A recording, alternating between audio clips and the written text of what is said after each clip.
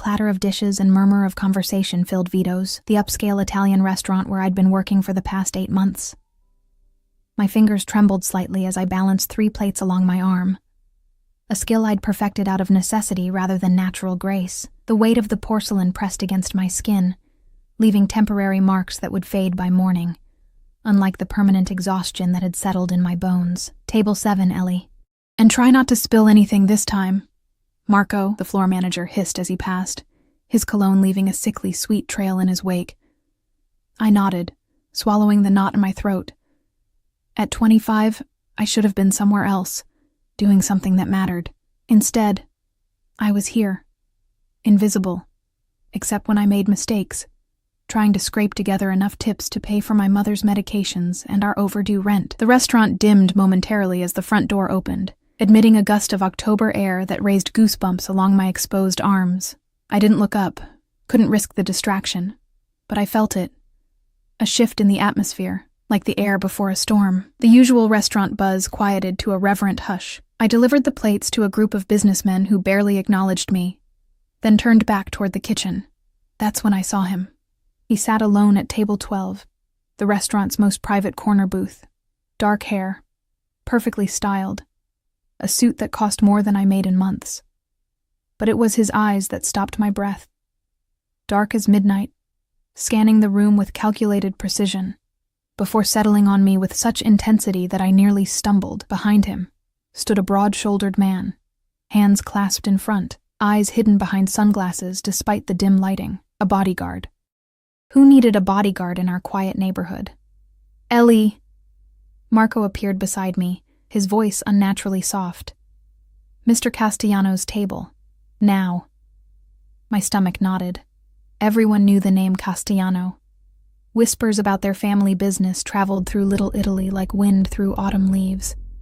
Not the restaurant supply business listed on their sleek business cards, but the other business, the one that made people lower their voices and glance over their shoulders. Alessandro Castellano. 32 years old, and already head of the family after his father's mysterious heart attack 3 years ago. I'd seen his photo in the local paper, standing outside the courthouse after all charges were dropped against him in a case nobody would discuss. Move, Marco whispered, giving me a slight push. Each step toward his table felt like walking through deep water. When I reached him, I kept my eyes down, trained on the immaculate tablecloth. Good evening, sir. Welcome to Vito's. Can I get you something to drink? Look at me when you speak. His voice was quiet, smooth as aged whiskey, but with an edge that made it clear this wasn't a request. I raised my eyes slowly, heat crawling up my neck. Up close, his features were even more striking. Sharp cheekbones, a strong jaw darkened with precisely maintained stubble, and those eyes, watching me with an intensity that made my skin prickle. Better, he said, his mouth curving into something not quite a smile. McAllen. Neat. I nodded and turned to leave, but his voice stopped me. Your name? Ellie, I whispered, then cleared my throat. Ellie Winters. He studied me for a moment longer, then dismissed me with the slightest nod. The night progressed in a blur of orders and exhaustion. I served Mr. Castellano with trembling hands, avoiding his gaze while feeling it follow me across the restaurant. When he finally left, I exhaled a breath I hadn't realized I was holding. As I cleared his table, I found it. A sleek black wallet, left casually beside his empty glass. My heart hammered against my ribs. Inside would be credit cards, ID, probably cash. More cash than I'd see in months. For one shameful moment, I thought about how that money could cover Mom's next prescription refill, the overdue electric bill, maybe even the rent we were 2 weeks behind on. The thought vanished as quickly as it had formed, shame burning my cheeks. I wasn't a thief. I'd never been a thief, even when we'd had nothing but ramen noodles for a week straight. I slipped the wallet into my apron pocket and found Marco. Mr. Castellano left his wallet. Do you have a contact number? Marco's eyes widened. Give it to me. I'll handle it. Something in his expression, a flicker of greed perhaps, made me hesitate. I can return it on my way home. Doesn't he live in that big house on Parkview? It's not far from my bus stop. Are you insane? Marco hissed. You don't just show up at Alessandro Castellano's house. Give me the wallet. I clutched it tighter. I'll take full responsibility. After my shift ended, I walked the 6 blocks to the Castellano mansion instead of catching the last bus home. The autumn night wrapped around me like a damp cloak, streetlights casting long shadows across cracked sidewalks. By the time I reached the imposing gates, my resolve was wavering. A security camera swiveled toward me as I approached the intercom. Before I could press the button, the gate swung open silently. They'd been watching me all along. The driveway stretched before me, lined with perfectly manicured trees. The house itself loomed at the end, a modernized Victorian with warm lights glowing from within. My footsteps crunched on the gravel, each sound magnifying my anxiety. The massive front door opened before I reached it. The same bodyguard from the restaurant stood there, expressionless. I found Mr. Castellano's wallet, I stammered, holding it out like an offering. Inside. The bodyguard stepped aside. Every instinct told me to run, but I stepped into the warm foyer, my waitress uniform painfully out of place against the marble floors and crystal chandelier. The bodyguard led me through the house to a study where Alessandro Castellano sat behind a massive desk, jacketless now, the sleeves of his crisp white shirt rolled up to reveal strong forearms. "Miss Winters," he said, as if my arrival was both expected and amusing. "You've brought something of mine." I stepped forward, placing the wallet on his desk. "You left it at the restaurant, sir, and you brought it all the way here, when you could have kept it." He opened the wallet. Thumbing through what I now saw was a thick stack of $100 bills. "Most would have." "I'm not a thief," I said, the words coming out sharper than I intended. Something flickered in his dark eyes. Surprise, perhaps, or approval. He removed a bill and held it out to me. "For your honesty." "No, thank you." I stepped back, my calves hitting a leather chair behind me. His eyebrows rose fractionally. "You refuse my money." "I didn't return it for a reward." A smile spread slowly across his face, transforming his features from merely handsome to devastating. "Then why did you return it, Ellie Winters?" "Because it was the right thing to do," I said simply. He leaned back in his chair, studying me with renewed interest. "The right thing," he repeated, as if testing the concept. "Do you know who I am? What I do?" My mouth went dry. "You're Alessandro Castellano. You own the restaurant supply business." He laughed then, a rich sound that seemed to fill the room. "Is that what you think?" He stood, walking around the desk until he was standing directly in front of me. Sweet, innocent Ellie. "Do you always do the right thing, even when it costs you?" I thought of my mother's medicine, our looming eviction. I tried to. He reached out, his fingers brushing a strand of hair from my face. I froze, heart racing like a trapped bird. "Fascinating," he murmured. "Vincent will drive you home. I can take the bus." It wasn't a suggestion. His tone remained pleasant, but steel ran beneath the surface. Before I could respond, the study door opened, and a striking woman entered. Tall, model thin, with cascading dark hair and lips painted blood red. She stopped when she saw me, her perfectly shaped eyebrows arching. "Am I interrupting, Alessandro?" Her voice was honey poured over ice. "Sophia." Something hardened in his expression. "I wasn't expecting you tonight." Her gaze slid over me, assessing and dismissing in one cool glance. "Clearly. This is Ellie. She works at Vito's and was kind enough to return my wallet." He said it casually, but I heard the warning in his tone. How charitable. Sophia's smile didn't reach her eyes. "I didn't realize you'd started collecting strays." Heat flooded my face. I took a step toward the door. I should go. Alessandro's hand caught my wrist, his grip firm but not painful. "Vincent will see you home safely, Ellie. I insist." He turned to Sophia, his expression cooling. "We'll talk tomorrow." The dismissal was clear. Sophia's perfect features tightened momentarily before she composed herself, offering a brittle smile. "Of course, darling. Call me." She brushed past me, leaving a cloud of expensive perfume in her wake. Alessandro released my wrist, but remained close enough that I could feel the heat radiating from his body. "Thank you for your honesty tonight, Ellie Winters. It's refreshing." Something in his gaze made me feel like I'd passed a test I hadn't known I was taking. The ride home in his sleek black SUV was silent, the bodyguard, Vincent, never speaking a word. He pulled up to my rundown apartment building, the vehicle looking absurdly out of place on our potholed street. "Good night, Miss Winters," Vincent finally spoke, his voice surprisingly gentle. "Mr. Castellano appreciates what you did tonight." I nodded, climbing out of the warm car into the chilly night. As I fumbled for my keys at the building's entrance, I couldn't shake the feeling that I'd just stepped into something much bigger than returning a lost wallet, something I might not be able to simply walk away from. What I didn't know then, as I climbed the stairs to our third-floor apartment, was that Alessandro Castellano never lost anything by accident, and he never ever let go of something or someone once he decided they belonged to him. Mom was asleep when I entered our apartment, the rhythmic wheeze of her breathing audible from the small bedroom we'd converted to accommodate her hospital bed. The home health aide had left a note on our chipped Formica counter. "Took meds at 8. Ate half sandwich. Fever down." I sank onto our threadbare couch, the events of the evening replaying in my mind like a movie I couldn't pause. Alessandro Castellano's penetrating gaze, the weight of his grip on my wrist, the contempt in Sophia's eyes as she looked at me, looked through me, like I was nothing. Sleep came fitfully that night, dark eyes haunting my dreams. The next morning arrived with a thin October rain that turned the city streets slick and gray. I dragged myself through my morning routine, made Mom comfortable with fresh pillows and her medication, then headed out for my second job at the corner cafe.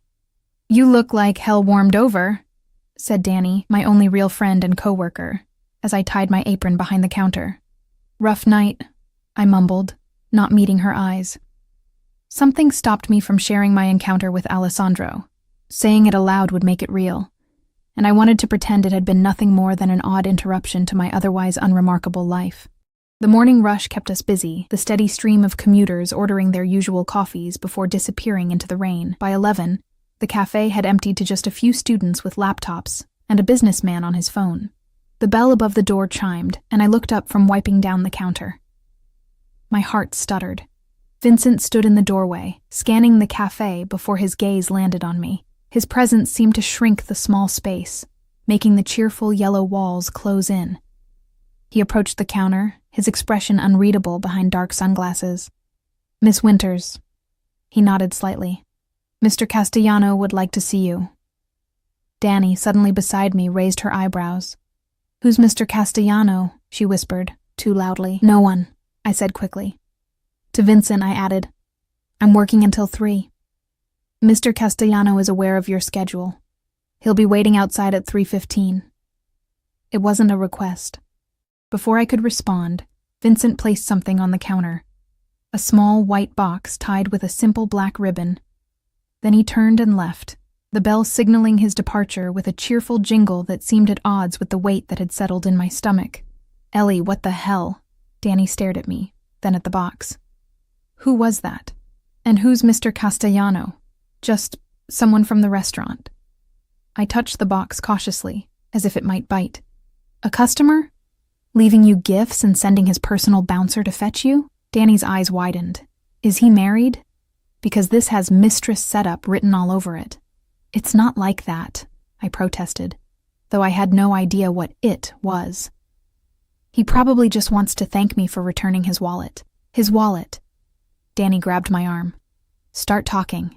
Now." I gave her an abbreviated version as we worked, careful to downplay both Alessandro's obvious power and my own unsettling reaction to him. Still, by the time 3 o'clock approached, Danny was practically vibrating with excitement. "You have to open the box," she insisted during our final lull. With trembling fingers, I untied the ribbon and lifted the lid. Inside, nestled on a bed of tissue paper, lay a delicate silver bracelet, a small charm dangling from it. I lifted it carefully, examining the charm. A tiny silver wallet, its detail exquisite. "Oh my God," Danny breathed. "That's white gold, Ellie. And that's not just any charm." Tucked beneath the bracelet was a handwritten note on thick cream cardstock. A reminder of our first meeting, AC. I can't accept this. I placed the bracelet back in its box, my skin burning where it had touched me. Are you insane? That bracelet could pay your mom's medical bills for a month. Exactly why I can't take it. I closed the box firmly. I don't want to owe him anything. At 3:15, I stood outside the cafe, the small box clutched in my hand, watching the sleek black SUV pull to the curb. The rear door opened, and there he was, Alessandro Castellano, even more imposing in daylight. He wore a charcoal suit that emphasized the breadth of his shoulders, no tie, his collar open just enough to reveal a glimpse of tanned skin. "Ellie," he said, my name rolling off his tongue like he was tasting it. "Join me." I hesitated, rain soaking through my thin jacket. "Please," he added, though it didn't sound like he was accustomed to using the word. I slid into the warm interior of the car, hyper-aware of the contrast between his immaculate appearance and my rain-dampened cafe uniform. The leather seat enveloped me, soft as butter. Vincent closed the door and took his place in the driver's seat, a privacy partition gliding up silently between us. "You didn't open your gift," Alessandro observed, nodding at the box in my hands. "I did, actually." I held it out to him. "I can't accept it." His eyes narrowed slightly. "Why not?" "It's too expensive." I swallowed. "And inappropriate." "Inappropriate?" A smile played at the corners of his mouth. "It's a thank you gift, nothing more." We both know that's not true. The words escaped before I could stop them. Instead of anger, surprise flickered across his face, followed by what looked like approval. "You're not what I expected, Ellie Winters." "What did you expect?" "Someone who would take the wallet, or if they returned it, someone who would eagerly accept whatever I offered in return." He leaned forward slightly. "Someone easily bought." The car moved smoothly through traffic, rain streaking the tinted windows, creating a private world within. I was acutely aware of how alone we were, despite Vincent's presence beyond the partition. "I'm not for sale," I said quietly. Alessandro studied me, his gaze intense. "Everyone has a price. Some just require more creative negotiations." "Why am I here, Mr. Castellano?" "Alessandro," he corrected, "and you're here because I find you interesting." "Do you know how rare that is?" Heat crept up my neck. "I'm really not. I'm just a waitress with 2 jobs and a sick mother." Something in his expression shifted. "Tell me about her." The request caught me off guard. "My mother?" He nodded, waiting. "She has multiple sclerosis," I said, the familiar pain settling in my chest. "It's progressing quickly. She can't work anymore, can barely leave her bed most days." "And her medical care? Insurance?" I laughed bitterly.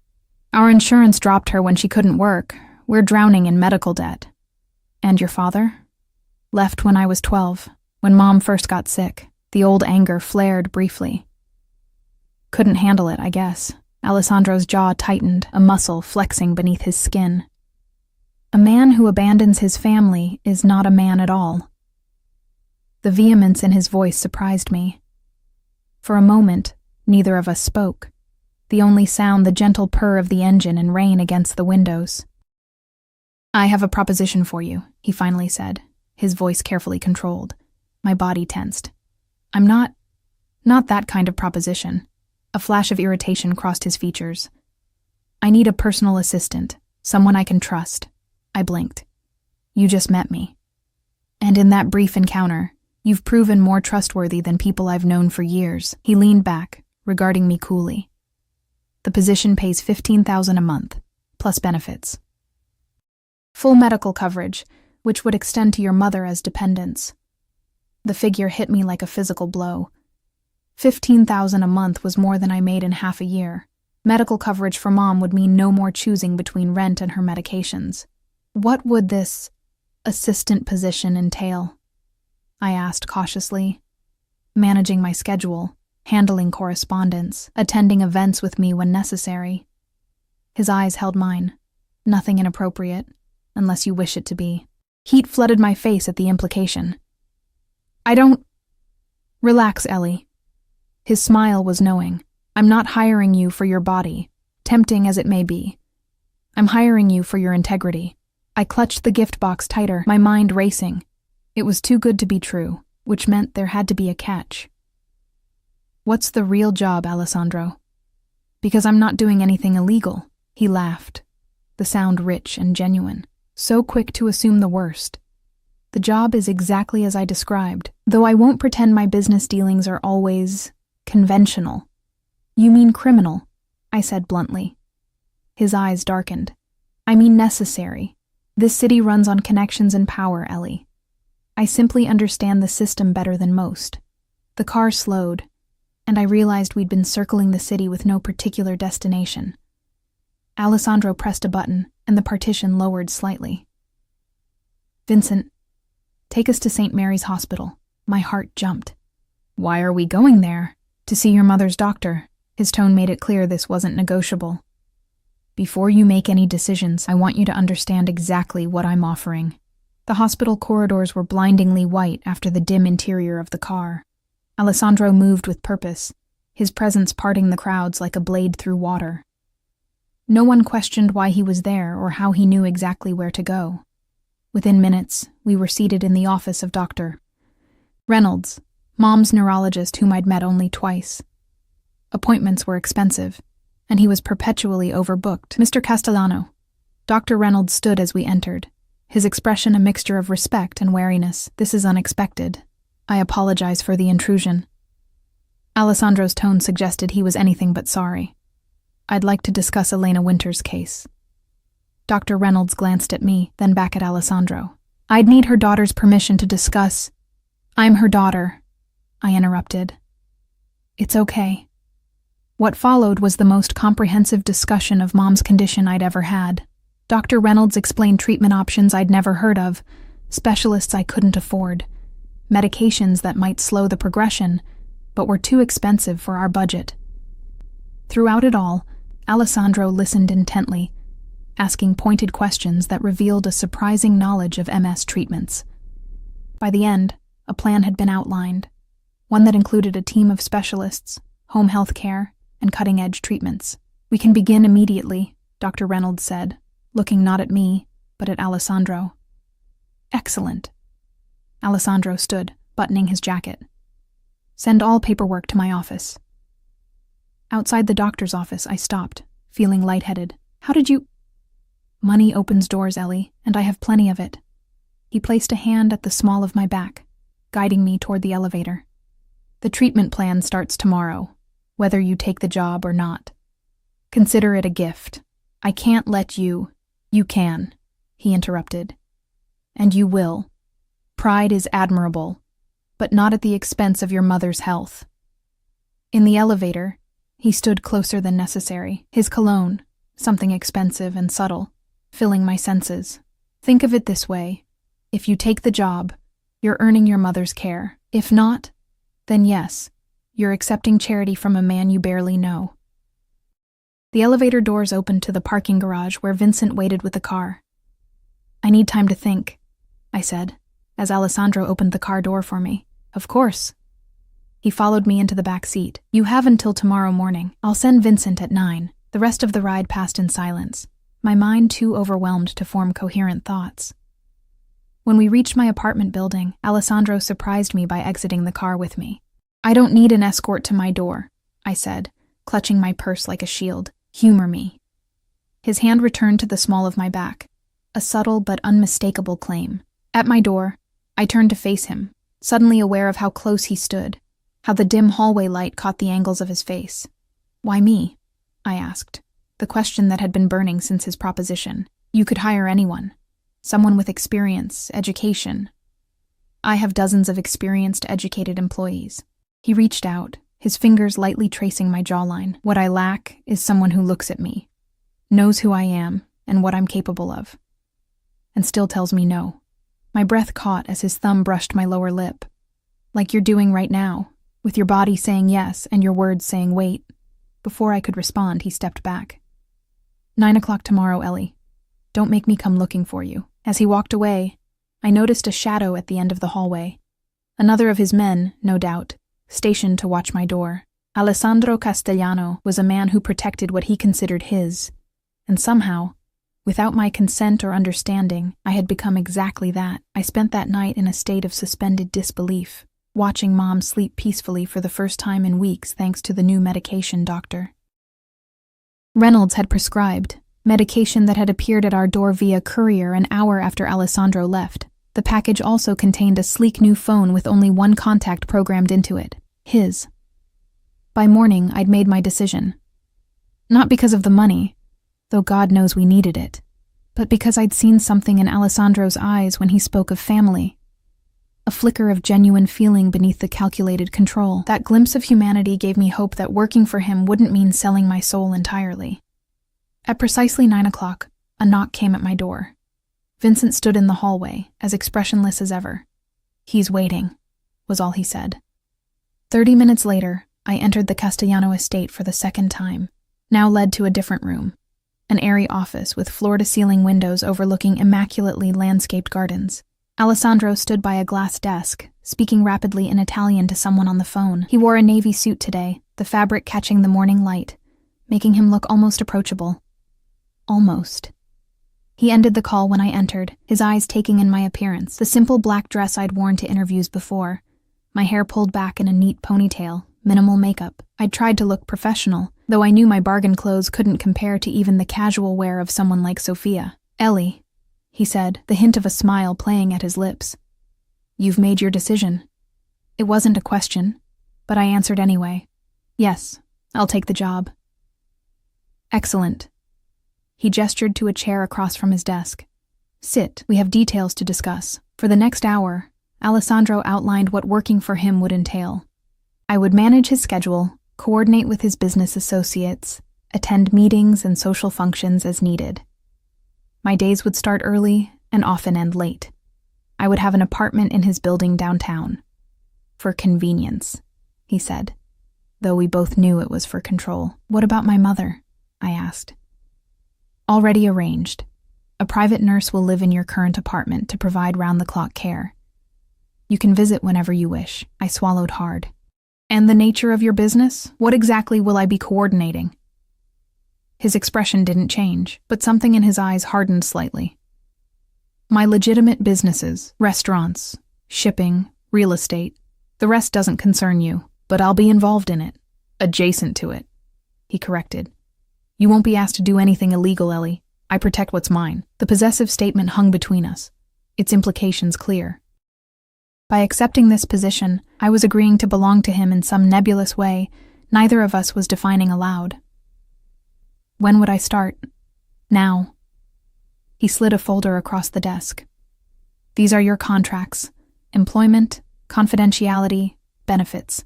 Read them carefully." The documents were dense with legal language, but the terms were exactly as he'd described. Better, even. Full medical for Mom and me, a salary that made my eyes widen. A clause that specified my right to resign with 30 days' notice. Though something told me leaving wouldn't be as simple as the contract suggested, I signed, feeling as though I was signing away more than just my employment status. "Welcome to the family, Ellie," Alessandro said, taking the pen from my fingers, his hand lingering against mine longer than necessary. The next few weeks passed in a whirlwind of new experiences. I moved into the downtown apartment, a sleek, modern space that could have housed my entire previous apartment 3 times over. Mom's care improved dramatically, her new nurse sending me daily updates and photos of small improvements in her condition. Working for Alessandro was both simpler and more complex than I'd imagined. He was demanding but fair, expecting perfection, but willing to teach. I quickly learned his preferences. Black coffee in the morning, green tea in the afternoon, which calls to put through immediately, and which could wait. How to recognize when his calm demeanor masked rising anger. I also learned about the other side of his business. Not through direct involvement, but through overheard conversations, abruptly ended when I entered rooms, the way certain visitors were shown directly to his private study while others were kept waiting. "You're adapting well," Alessandro commented one evening, as we worked late in his office, reviewing plans for a charity gala he was hosting. 2 months into my employment, and I was still discovering new aspects of his complicated life. "I'm trying," I said, not looking up from my tablet where I was finalizing the seating arrangements. "The mayor's wife called again," I continued. "She's insisting on being seated at your table." Alessandro made a dismissive gesture. "Put her at table 3 with the police commissioner. Her husband will understand the message." I made the change, trying not to think about what message was being sent. This was the delicate dance of my new existence. Knowing enough to do my job efficiently without examining the implications too closely. "You're going to need a dress," he said suddenly. I looked up, confused. "For what?" "The gala. You'll be attending with me." My stomach tightened. "As your assistant." His eyes met mine, dark and unreadable, as my companion. "I don't think that's appropriate," I said carefully. "Appropriate?" A smile curved his lips. "You've been living in an apartment I provide, working exclusively for me, seeing no one but me for weeks. The line of appropriate was crossed long ago." Heat crept up my neck. "I've maintained professional boundaries." "Have you?" He stood, moving around the desk until he was standing directly in front of me, close enough that I could smell his cologne. "Then why do you blush when I stand this close? Why do your pupils dilate when I touch you like this?" His fingers brushed my cheek, a gossamer touch that nonetheless sent electricity coursing through me. "That's biology," I managed, hating how breathless I sounded. "Not consent." Something flickered in his expression. Frustration, respect, desire, before he stepped back. "Tomorrow, you'll find several dresses delivered to your apartment. Choose whichever you prefer for the gala. The event begins at 8. We'll leave at 7:30. Just like that. The moment was over, and he was my employer again. This pattern had repeated throughout our weeks together. Moments of dangerous attraction followed by careful retreats behind professional walls. The following evening, I stood in my apartment surrounded by garment bags from designers, whose names I recognized from magazines. Each dress inside was more exquisite than the last, and each, I noticed with both embarrassment and a secret thrill, was perfectly tailored to my measurements. I chose the least revealing option. A floor-length gown in deep emerald that hugged my curves, but maintained some semblance of modesty with its high neckline. The color made my pale skin glow and brought out the green in my hazel eyes. At exactly 7:30, Alessandro arrived at my door. He wore a black tuxedo that fit him like armor, emphasizing the breadth of his shoulders and the lean strength of his body. For a moment, he simply stared at me, his expression unreadable. "You look beautiful," he said finally, his voice rougher than usual. "Thank you." I smoothed a hand over the silk of my dress, suddenly self-conscious. "Is it appropriate for the event?" "It's perfect." He offered his arm. "Shall we?" The gala was held at the city's most exclusive hotel, its ballroom transformed into a winter wonderland for the Children's Hospital fundraiser. As we entered, I was acutely aware of the eyes that followed us. Curious, envious, speculative. "Alessandro!" A silver-haired man approached, clapping Alessandro on the shoulder with the familiarity of long acquaintance. "And who is this vision?" "Judge Harrington." Alessandro nodded. "This is Eleanor Winters, my—" "Date for the evening," I finished, unwilling to be labeled as his assistant, or something more possessive. Alessandro's grip on my waist tightened fractionally, a subtle warning I chose to ignore. "Enchanting," the judge said, kissing my hand with old-world courtesy. "Alessandro, you've been holding out on us." "Where have you been hiding this lovely creature?" "She's not hidden," Alessandro replied, his voice pleasant but with an underlying edge. "Just precious enough to protect." The possessiveness in his tone should have offended me. Instead, it sent a forbidden thrill down my spine. As the evening progressed, I met more of Alessandro's associates, politicians, business owners, and others whose connections to him seemed more ambiguous. I played my role carefully, charming when needed, silent when appropriate, always aware of Alessandro's watchful presence. "You're a natural at this," he murmured as we moved between groups. "Everyone is captivated. I'm just smiling and nodding," I replied. "You're disarming them, making them comfortable enough to reveal things they normally wouldn't." His approval was evident. "It's a rare skill." Before I could respond, a commotion near the entrance drew our attention. Sophia had arrived, stunning in a red dress that clung to her willowy frame like a second skin. Her gaze swept the room until it locked on us, her perfect smile faltering for just a moment before reasserting itself. "Your girlfriend's here," I said lightly, trying to ignore the unexpected pang of jealousy. Alessandro's expression darkened. "Sophia is not my girlfriend." She's the daughter of a business associate who has unrealistic expectations. As if summoned by our attention, Sophia glided toward us, her red lips curved in a predatory smile. "Alessandro, darling." She air-kissed both his cheeks, then turned to me with barely concealed contempt. "And the little waitress. How quaint." "Eleanor is my date this evening, Sophia," Alessandro said, his tone pleasant but firm. Sophia laughed, the sound like breaking glass. "Oh, is that what we're calling it now?" I wondered what position she'd filled when Maria mentioned your new assistant. She ran a manicured finger down Alessandro's lapel. "You always did have a weakness for charity cases." Anger flashed hot in my chest, but before I could respond, Alessandro caught Sophia's wrist, removing her hand from his chest with controlled precision. "Careful, Sophia," he said quietly, his voice carrying a warning that made even my skin prickle. "You're making a scene." Her perfect features tightened. "Don't be ridiculous, Alessandro. Everyone knows this is just another of your games. She'll be gone in a month, just like the others."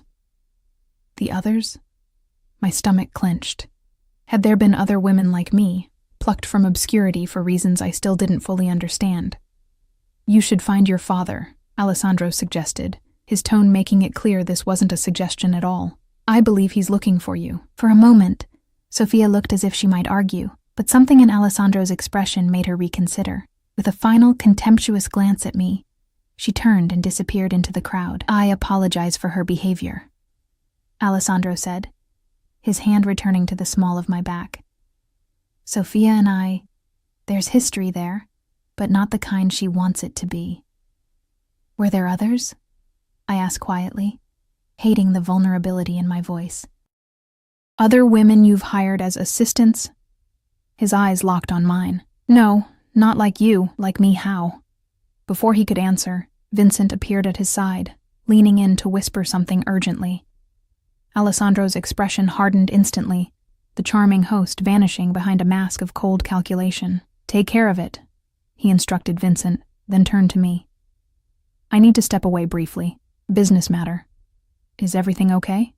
"Nothing for you to worry about." He brushed his thumb across my cheekbone, the gesture at odds with the coldness in his eyes.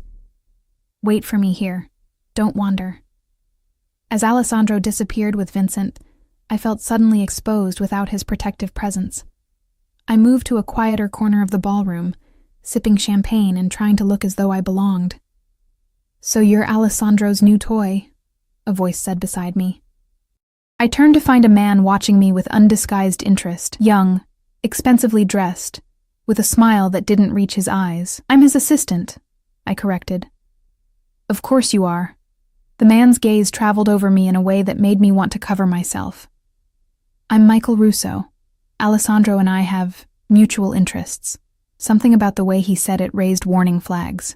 I maintained a polite smile. "It's nice to meet you, Mr. Russo." "Michael, please." He moved closer. "You know, working for Alessandro can be intense. If you ever need a friend, someone to talk to about the pressures of the job." He slid a business card into my hand, his fingers lingering against my palm. Before I could respond, a familiar voice cut through the air like a blade. "Michael." Alessandro's hand landed possessively on my waist. "I see you've met Eleanor." The temperature between the men seemed to drop 10 degrees instantly. Michael straightened, his demeanor shifting from predatory to cautious. "Just introducing myself," he said, raising his hands in mock surrender. "No harm intended, I'm sure." Alessandro's voice was deadly quiet. "But Eleanor is with me, exclusively."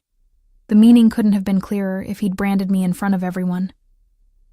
Michael nodded, backing away with a final glance at me that held both warning and pity. "What was that about?" I asked when Michael was out of earshot.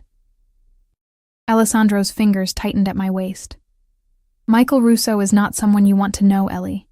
He's dangerous. And you're not?" His eyes met mine, dark and intense. "I would never hurt you." He would without hesitation if he thought it would hurt me. The admission that hurting me would hurt him hung between us, heavy with implications neither of us was ready to address. "I want to go home," I said suddenly, the glamour of the evening tarnished by Sophia's contempt. Michael's predatory interest, and the realization that I was playing a game whose rules I didn't fully understand. Alessandro studied me for a moment, then nodded. "I'll have Vincent bring the car around." The ride back to my apartment was silent, tension filling the space between us. When we arrived, Alessandro surprised me by exiting the car with me. "You don't need to see me up," I said, fumbling for my keys. "I do." His tone brooked no argument. In the elevator, he finally spoke again. "You're upset." "I'm confused," I corrected, "about what exactly my role is in your life." Sophia seemed to think. "Sophia knows nothing about us," he interrupted. "Is there an us?" I challenged as the elevator doors opened to my floor. Alessandro followed me to my apartment door, waiting as I unlocked it. Once inside, he closed the door behind us, the sound oddly final. "There has been an us from the moment you walked into my study with my wallet," he said, his voice low and intense. "From the moment you looked me in the eye and refused my money, refused to be bought." He moved closer, backing me against the wall, his arms caging me in. "Do you have any idea how rare that is in my world? People either fear me or want something from me. You did neither." My heart hammered against my ribs, his proximity making it hard to think clearly. "I still don't want anything from you." "Don't you?" His fingers traced the line of my jaw, tilting my face up to his. "I think you want exactly what I want, Ellie. You're just afraid to admit it." "And what do you want?" My voice was barely a whisper. "You." The word hung between us, laden with meaning. "Not just your body, though God knows I want that too. I want your honesty, your defiance, your stubborn integrity that makes you return wallets and refuse gifts." His thumb brushed across my lower lip. "I want the woman who looks at a monster like me and still sees something worth saving." "You're not a monster," I whispered, though we both knew there was darkness in him I'd only glimpsed. "No?" His smile was bitter. "You don't know the things I've done, Ellie. The things I'm capable of. Then tell me." I placed my hand against his chest, feeling his heartbeat strong and steady beneath expensive fabric. "Show me who you really are." For a moment, the mask slipped, and I saw raw vulnerability in his eyes, a flicker of the boy he must have been before life shaped him into the dangerous man before me. Then his lips were on mine, the kiss burning away all thoughts of caution. His hands tangled in my hair, cradling my head as if I were something precious, even as his body pressed mine against the wall with unmistakable hunger. I should have pushed him away, should have maintained the boundaries I'd insisted on for weeks. Instead, my arms wound around his neck, drawing him closer as the kiss deepened, tasting of champagne and forbidden desires. When we finally broke apart, both breathing heavily, the look in his eyes was one of triumphant possession. "Tell me to leave," he said roughly, his forehead pressed against mine. "Tell me now, or I won't be able to stop." In that moment, balanced on the knife's edge between safety and surrender, I made my choice. "Stay," I whispered against his lips, sealing my fate with a single word. Morning light filtered through unfamiliar curtains, painting golden stripes across tangled sheets. For a moment, disorientation gripped me. This wasn't my bedroom, wasn't my bed. Then memories flooded back in a rush of sensations. Alessandro's hands mapping every inch of my skin, his voice rough with desire as he whispered my name, the surprising gentleness with which he'd held me afterward. I turned, finding the space beside me empty but still warm. The sound of quiet conversation drifted from the living room, Alessandro's voice, low and commanding even when speaking softly. Business never stopped, it seemed, even at dawn after a night like ours. I slipped from the bed, wrapping myself in the silk robe that had mysteriously appeared in my closet weeks ago, one of many items Alessandro had provided without comment. As if preparing for this inevitable moment, the thought should have disturbed me more than it did. In the living room, Alessandro stood by the window, phone pressed to his ear, his powerful frame silhouetted against the city skyline. He wore only his trousers from last night, torso bare, revealing the intricate tattoo that spread across his left shoulder blade, a stylized lion I now knew, symbol of his family's crest. Scars I hadn't noticed in the darkness also mapped his skin, telling stories of violence I wasn't sure I wanted to hear. He turned as I entered, his eyes darkening with appreciation. Without breaking his conversation, he extended his free arm, drawing me against his side as he continued speaking in rapid Italian. I allowed myself to be held, still too raw from the night's intimacy to remember why this closeness should frighten me. When he finally ended the call, he set the phone aside and turned fully toward me, his hands settling at my waist. "Good morning." His voice was rough, intimate.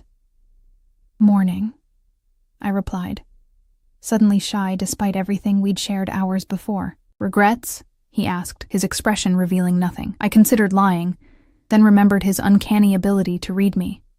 "I don't know yet." A smile curved his lips, not the cold, calculated one he showed the world, but something warmer, almost boyish. Honest as always. His thumb traced my lower lip, still slightly swollen from his kisses. "I have meetings this morning. I'd cancel them if I could." "I'm your assistant," I reminded him, stepping back slightly. "I know your schedule." His eyes narrowed at the deliberate distance I placed between us. "Is that all you are now, Ellie? My assistant?" The question hung between us, demanding definition for something I wasn't ready to name. "I don't know what I am," I admitted. "This changes things." "Nothing has changed," he said with absolute certainty. "This was inevitable from the moment we met. We both know that." Before I could argue, his phone rang again. He checked the screen, his expression hardening. "I have to take this. We'll continue this discussion later." It wasn't a request. After he left, I stood in the shower for a long time, hot water cascading over my skin, washing away the physical evidence of the night while doing nothing to clear the confusion in my mind. I had crossed a line, one I had promised myself I wouldn't cross, and now I was in territory without maps.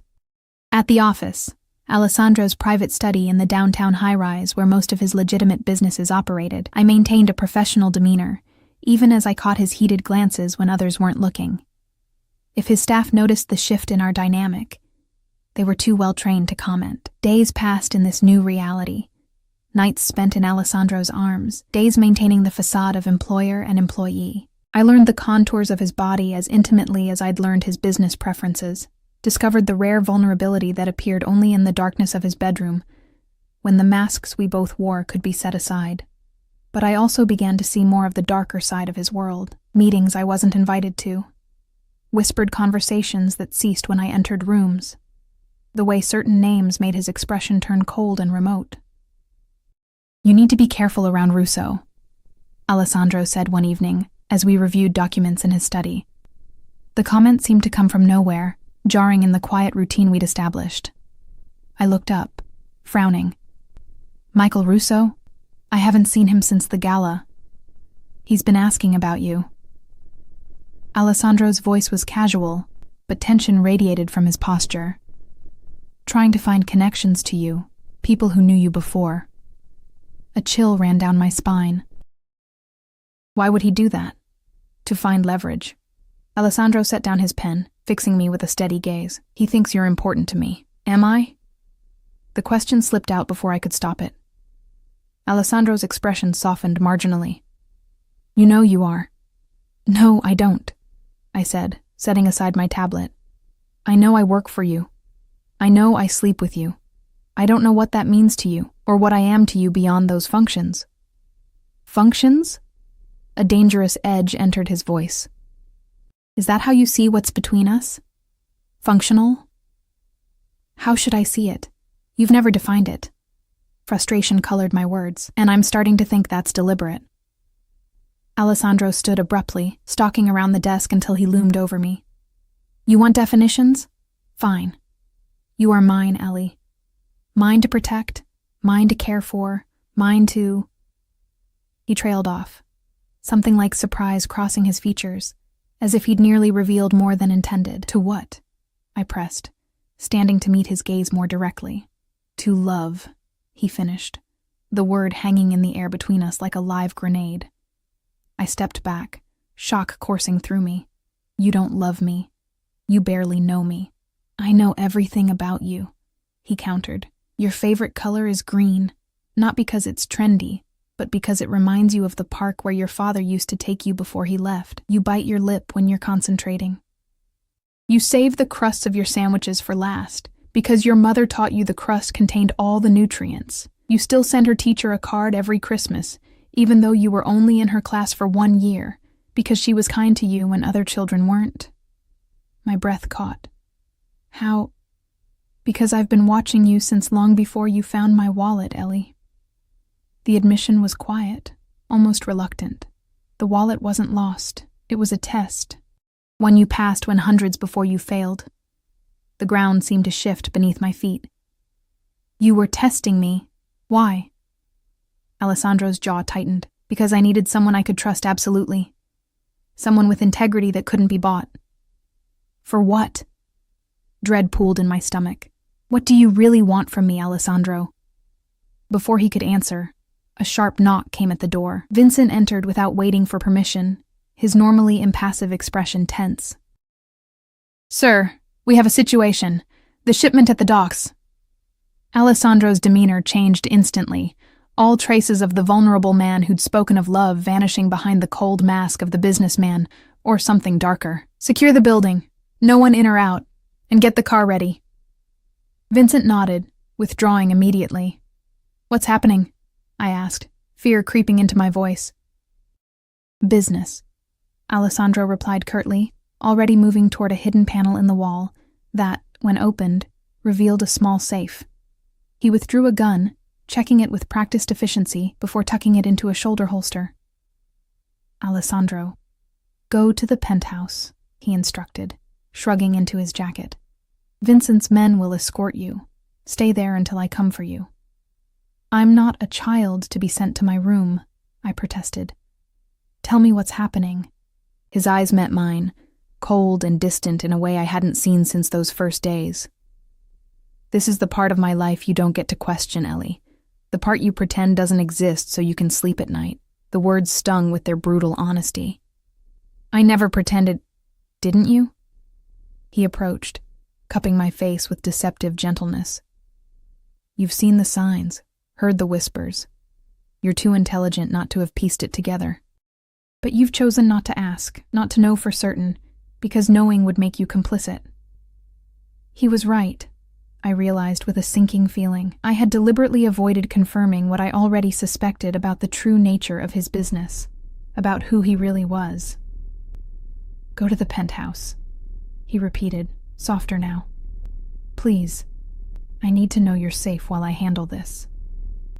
Something in his tone, genuine concern beneath the command, made me nod. Will you be in danger? A ghost of a smile touched his lips.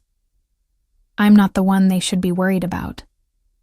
2 of Alessandro's men escorted me to the private elevator that led to the penthouse apartment occupying the building's top floor, a space I'd visited only a handful of times, as Alessandro preferred to come to my apartment, claiming it felt more like a home than his austere domain. Hours passed in tense silence as I paced the vast space, watching the city lights bloom as dusk settled. My phone remained silent, despite multiple attempts to reach Alessandro. Even Vincent, usually responsive to my texts, had gone dark. It was past midnight when I heard the elevator doors slide open. I rushed to the foyer, relief flooding me until I saw the figure that emerged. Not Alessandro, but Michael Russo, flanked by 2 unfamiliar men whose bulky jackets undoubtedly concealed weapons.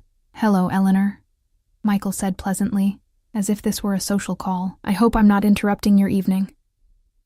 Ice flooded my veins. How did you get up here? I have friends in many places, he replied, advancing into the room, including some who owe me more than they owe Alessandro. I backed away, reaching for my phone. I'm calling security. They won't answer, Michael said confidently. Everyone who matters in this building is currently dealing with a rather explosive situation at the docks, one that should keep Alessandro occupied for quite some time. Understanding dawned with sickening clarity. You created a diversion, Michael's smile widened. Smart girl. Alessandro always did have good taste in his acquisitions. What do you want? I asked, though I suspected I already knew. Insurance. Michael gestured to one of his men, who moved with surprising speed to grab my arm. Alessandro has something of mine. I'm simply acquiring something of his to ensure a fair exchange. I struggled against the iron grip on my arm. I'm nothing to him. Just an employee. Michael laughed, the sound chilling in its genuine amusement. We both know that's not true. Alessandro Castellano doesn't bring just employees to charity galas. Doesn't install them in private apartments. Doesn't kill men who look at them too long. The casual mention of murder stopped my struggling.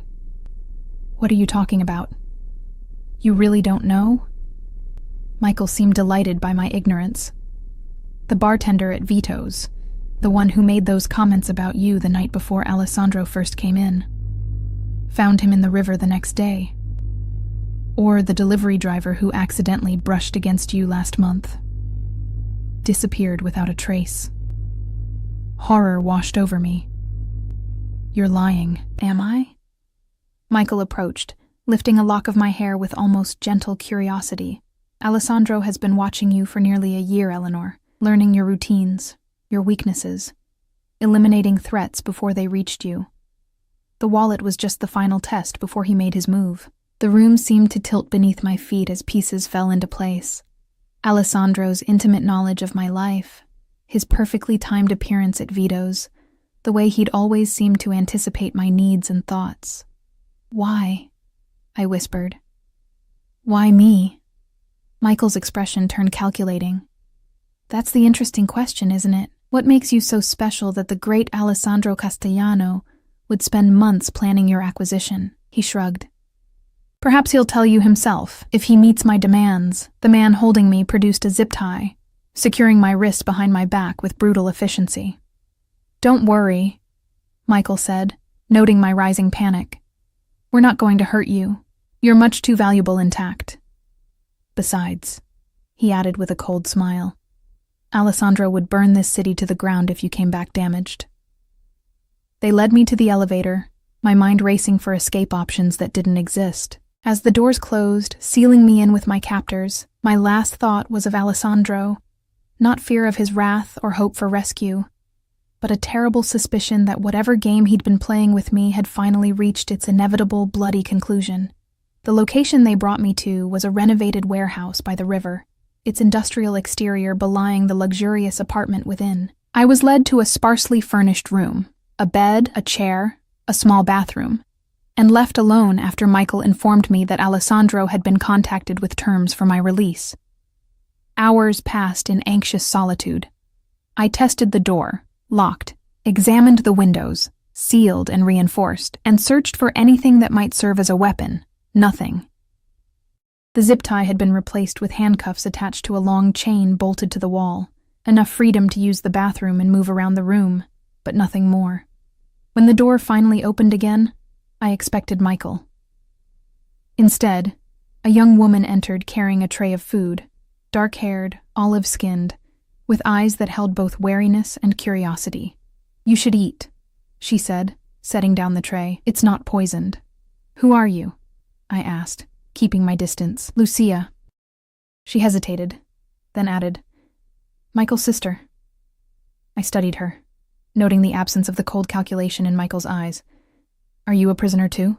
A bitter smile twisted her lips. In a different way, perhaps. She gestured to the food. Eat. You'll need your strength. For what? Lucia's expression grew troubled. The exchange is scheduled for midnight. Until then, Michael wants you comfortable. Exchange? I repeated. What does Michael want from Alessandro? Territory. Control of the north side shipping routes. Lucia spoke matter-of-factly, as if discussing business rather than criminal enterprises. And revenge for our father. Your father? Alessandro killed him 3 years ago. The flatness in her tone couldn't quite mask the underlying pain, or ordered it done, which is the same thing in our world. I sank onto the edge of the bed, the reality of Alessandro's life. The life I'd willfully ignored, crashing down around me. I'm sorry about your father. Lucia's eyes narrowed. Are you? Your lover is a killer, Eleanor, a man who takes what he wants and destroys anyone who stands in his way. Then why am I still alive? I challenged. If I'm just another thing he wanted, why the elaborate game? Why not simply take me? Something shifted in Lucia's expression. Surprise, then a dawning understanding. You really don't know. It wasn't a question this time. Know what? She approached, studying me with new interest. Has Alessandro told you anything about his mother? Only that she died when he was young. Lucia nodded slowly. She was murdered. By my father. A warning to Alessandro's father about overstepping boundaries. She paused, letting the information sink in. Alessandro was 15. He found her body.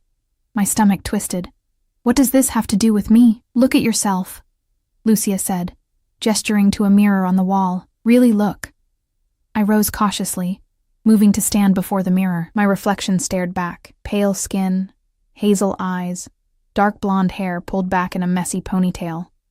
The same face I'd seen countless times before. I don't understand, I said, turning back to Lucia. She pulled a phone from her pocket, scrolling briefly before holding it out to me. This is Maria Castellano, Alessandro's mother. The photograph showed a young woman, perhaps 30, with familiar hazel eyes and dark blonde hair. The resemblance to my own reflection was undeniable. Not identical, but striking enough to explain the shock I'd seen in Alessandro's eyes the first time he saw me. The way he'd studied me with something like recognition. This is why, Lucia said quietly. Why he watched you. Why he orchestrated your meeting. Why he's kept you close. She reclaimed her phone, tucking it away. You look like the mother he couldn't save. The revelation hit me like a physical blow. All this time, all the attention and protection, the possessiveness that verged on obsession. It wasn't about me at all.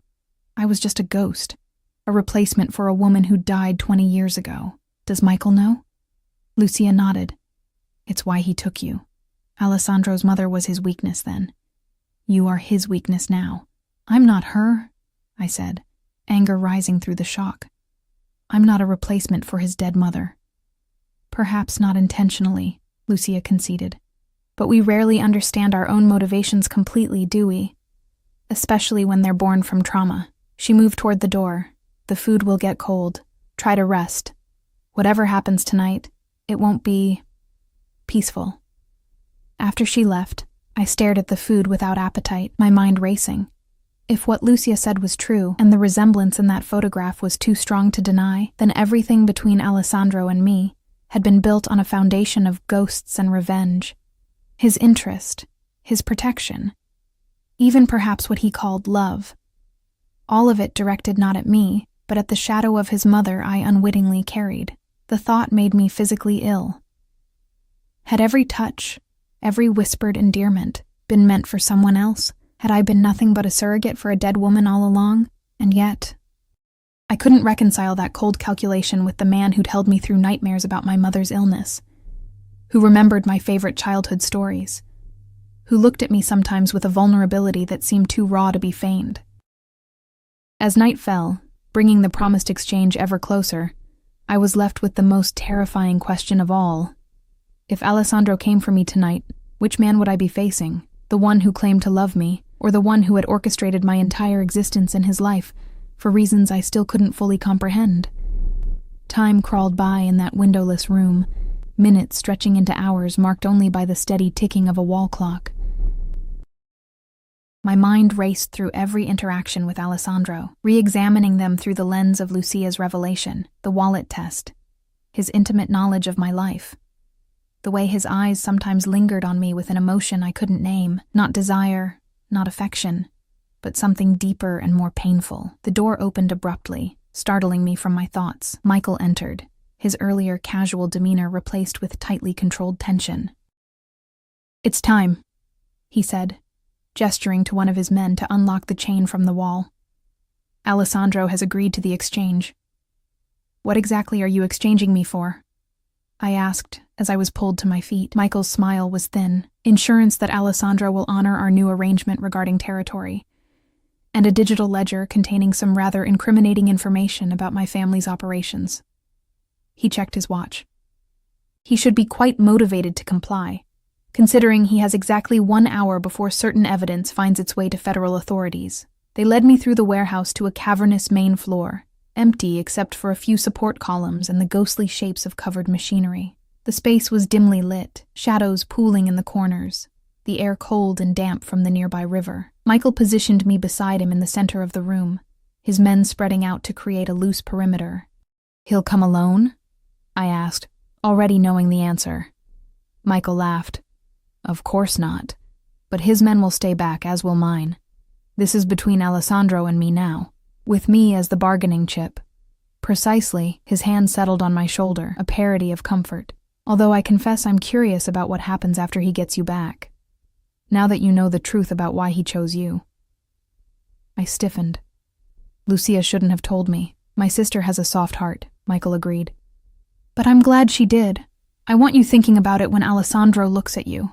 I want you wondering if he sees you at all, or just the ghost of Maria Castellano." Before I could respond, a door at the far end of the warehouse opened. Alessandro entered, moving with lethal grace, his expression carved from stone. Vincent and 2 other men flanked him, keeping a respectful distance as instructed. My breath caught at the sight of him. He wore all black, emphasizing the dangerous energy that radiated from him. His eyes scanned the room with clinical precision before landing on me, his gaze immediately cataloging every detail of my appearance, checking for injuries. "Alessandro!"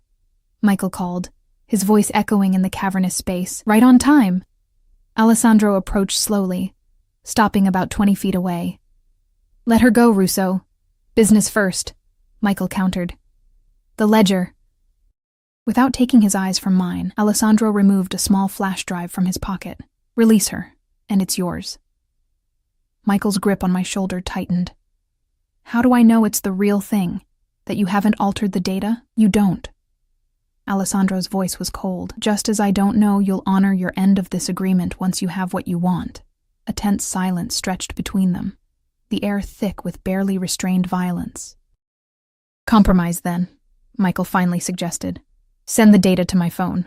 Once I verify it's legitimate, I'll release Eleanor." Alessandro's jaw tightened, but he nodded. "Fine." As the transaction proceeded, I studied Alessandro's face, searching for some sign of the truth.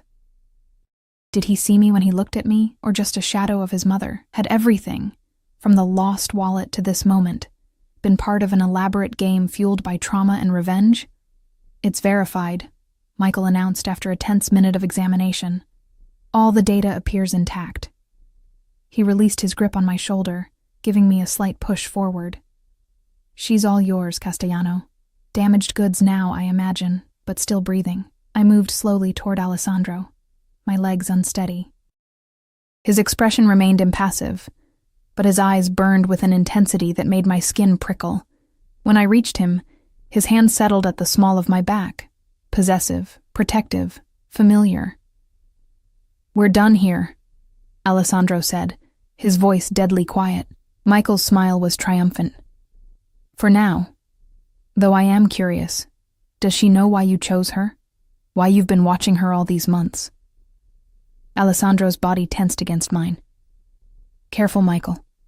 She should know she's just a replacement," Michael continued, seemingly unconcerned by the dangerous edge in Alessandro's voice. "A stand-in for a dead woman. Does she look enough like your mother when you're fucking her, Alessandro? Do you call her Maria in the dark?" Several things happened at once. Alessandro pushed me behind him with surprising gentleness. Vincent stepped forward, gun already drawn. And Michael's mocking smile froze as the distinct red dot of a laser sight appeared on his forehead. "That's enough," Alessandro said, his voice terrifyingly calm. "You have what you came for. Now leave while you still can." Michael's composure slipped for the first time, fear flashing briefly in his eyes as he realized how precarious his position had become. He raised his hands slowly. "We had an agreement." "The agreement was for the ledger in exchange for Eleanor," Alessandro replied. "Not for your continued ability to breathe. That remains entirely at my discretion." For a long, tense moment, I thought Alessandro would give the order, would have Michael executed right there. Instead, he turned to me, his back deliberately to Michael, the ultimate dismissal. "Let's go home," he said softly, his eyes searching mine. The drive back to the city passed in silence, Alessandro's hand clasping mine tightly, as if afraid I might disappear. It wasn't until we reached his penthouse, not my apartment, I noted, that he finally spoke. "Are you hurt?" he asked as the elevator doors closed behind us.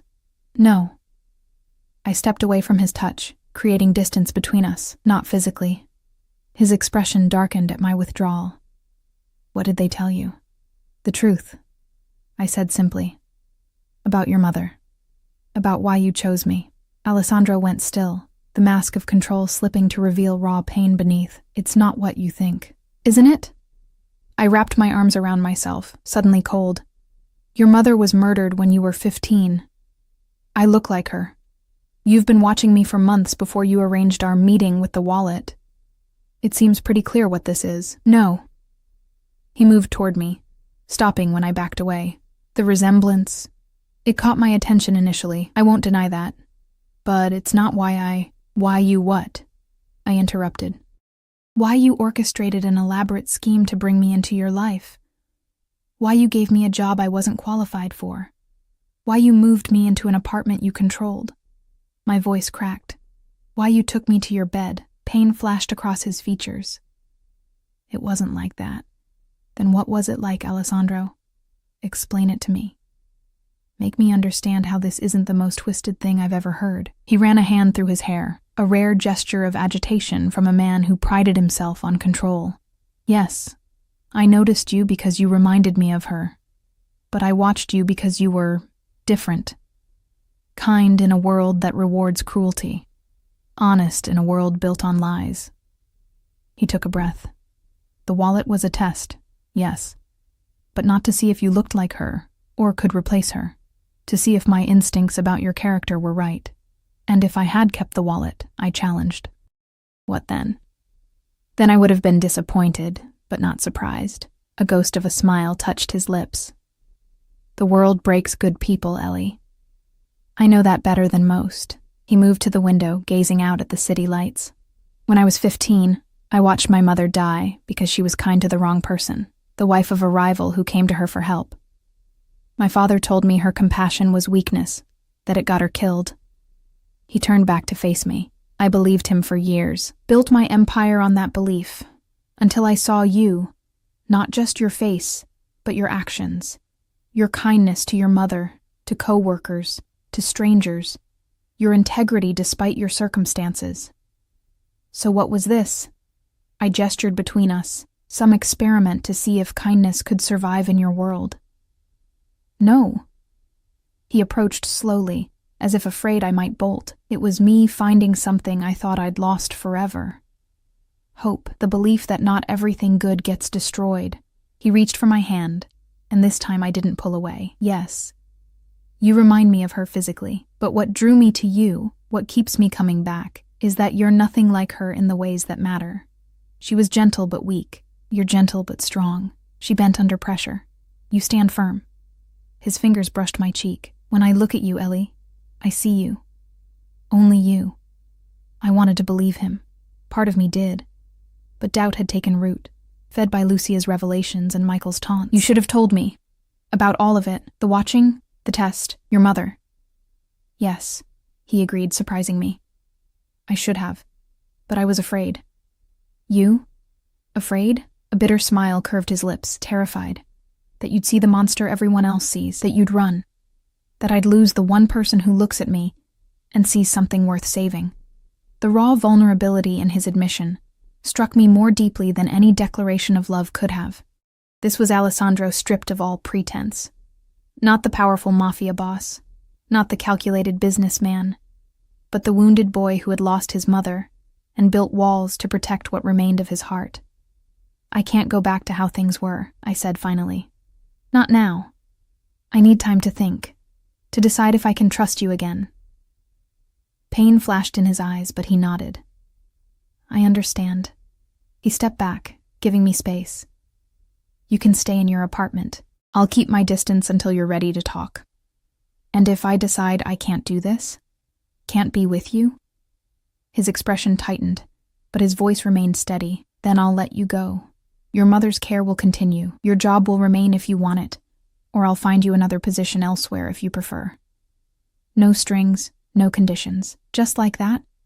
I couldn't keep the skepticism from my voice. No, he admitted, not just like that. It would destroy me to lose you, but I won't keep you against your will, Ellie. I'm not that kind of monster. The next week passed in a strange limbo. True to his word, Alessandro kept his distance, communicating only through necessary work emails and brief professional phone calls. I visited my mother daily, finding her health improved beyond what I dared hope thanks to the treatments Alessandro had arranged. During those quiet visits, sitting beside her bed as she dozed, I turned over everything in my mind. The deception, the manipulation, the unsettling parallel to his dead mother, but also the tenderness he'd shown me, the vulnerability he'd revealed only to me, the man beneath the monster everyone else saw. On the 8th day, I made my decision. I texted Vincent, not Alessandro, asking to meet his boss at the restaurant where it all began. Vito's was closed for a private event when I arrived, the dining room empty except for a single table in the corner, the same table where I'd first served Alessandro. He stood as I approached, tension evident in every line of his body. "Thank you for coming," I said, taking the seat across from him. "Thank you for asking me to."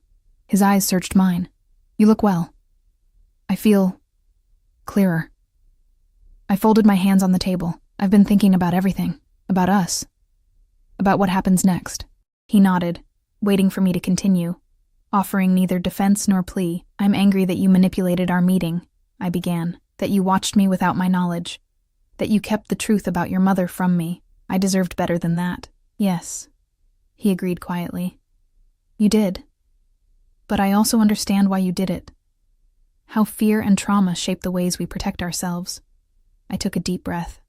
"And I believe you when you say you see me for who I am now, not as a replacement for her." Hope flickered in his eyes, quickly tempered with caution. "What are you saying, Ellie?" "I'm saying I want to try again, from the beginning. No more secrets, no more half-truths." I met his gaze steadily. "I need to know who you really are, Alessandro.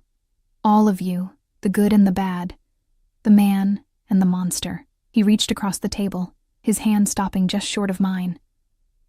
"Ask me anything. I'll tell you the truth. Have you killed people?" No hesitation. "Yes." "How many?" 11 directly. More through my orders." I swallowed hard. "The bartender at Vito's? The delivery driver?" His expression remained impassive. "The bartender was attacking a woman behind the restaurant when my men intervened. He didn't survive the encounter. The delivery driver is alive and well in Arizona with a new identity and enough money to never work again. He was an undercover FBI agent." "And Michael Russo's father? Did you kill him?" "Yes." His gaze didn't waver. "He murdered my mother because she helped his wife escape an abusive marriage. He tied her to a chair and made her watch as he killed his own wife, then left my mother to bleed out slowly. I was at school. By the time I found her, she had been dead for hours. The clinical way he recounted such horror chilled me. And you took revenge. 3 years later, when I was strong enough." "Yes." "Would you do it again?" I asked. The most important question of all. He considered this, and I appreciated that he didn't rush to tell me what I wanted to hear. "I would kill to protect those I love," he finally said. "I would kill to avenge them, but I've learned there are better ways to handle most situations. Death is final. Fear and loyalty last longer." It wasn't the answer most women would want to hear, but it was honest. In his world, perhaps that was the best I could hope for. "One last question," I said quietly. "Do you love me? Not because I remind you of her, not because I passed your test, but for who I am." For the first time, emotion broke through his careful control.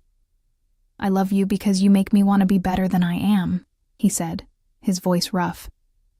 "Because you see the darkness in me and still believe there's light worth saving. Because when I'm with you, I remember the man I wanted to be before the world taught me to be a monster." He finally reached for my hand, his fingers warm against mine. "I love you, Ellie Winters, for exactly who you are. And I will spend the rest of my life proving that to you if you'll let me." In that moment, I made my choice. Not with naivety about who he was or what he'd done, but with clear-eyed acceptance of the complicated, damaged man before me.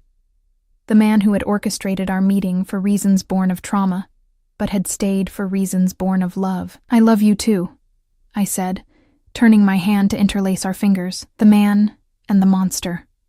All of you. Relief washed over his features, followed by a fierce joy I'd never seen before. In one fluid movement, he rose and pulled me to my feet, drawing me against him.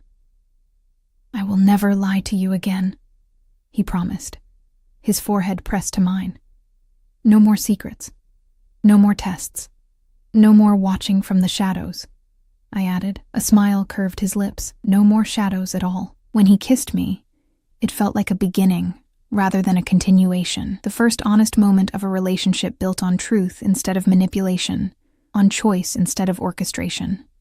6 months later, I stood in the quiet cemetery where Maria Castellano was buried, Alessandro's hand steady in mine as he introduced me to his mother for the first time. There was sadness in his eyes, but the haunted quality I'd first noticed had faded. "She would have loved you," he said, as we walked back to the car, fallen autumn leaves crunching beneath our feet.